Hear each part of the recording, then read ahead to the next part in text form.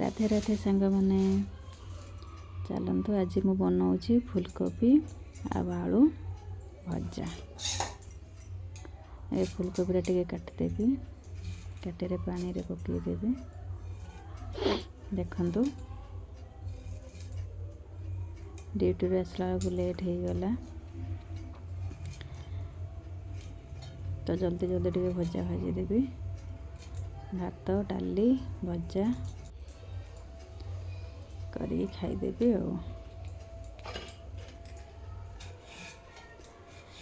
फूलकोबी काटा सरीगला एबे देखु कौन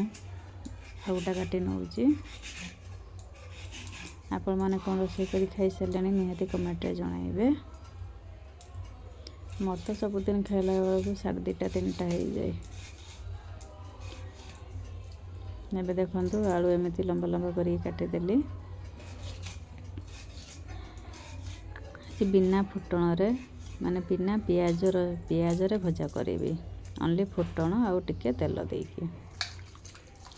फूलकोबी आलू काटिदेली एथे टिके ग्रीन मटर पकईदेवी बहुत दिन है आसिला पचिज एमती बाहर जरी रे रखुची ना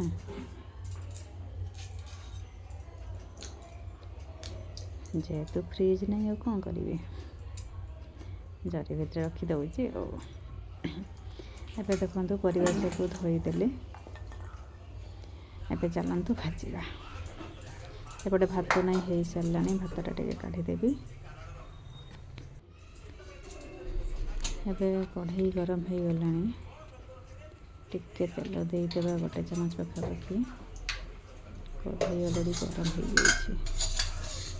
से टिके फुटण पकईदेवी फुटण टिके भाजी अच्छी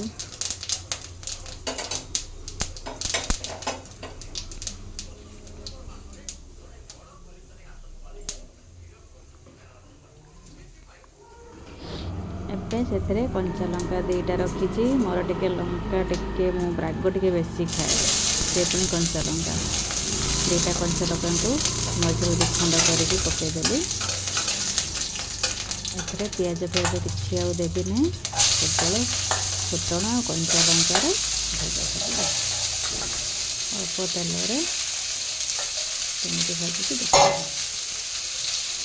देदेली परिवा से हलदी पकईदेवी 1 चामच पाखापाखि लुण टे देदेवी स्वाद अनुसार मैं तो व्हाइट सल्ट खाऊँ आपने किए कौन सल्ट खाऊ निहती कमेंट जनइबे बहुत लोग पिंक सल्ट खाऊँ आम सेपटे समुद्र बाहर बड़ बड़ टाइप लुण प्योर सल्ट जोटा कहते से बहुत लोग खाती गाँव आड़े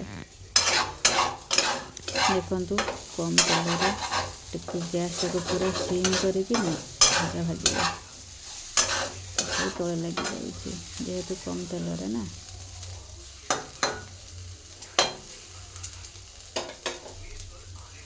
भजा अधा हो सारा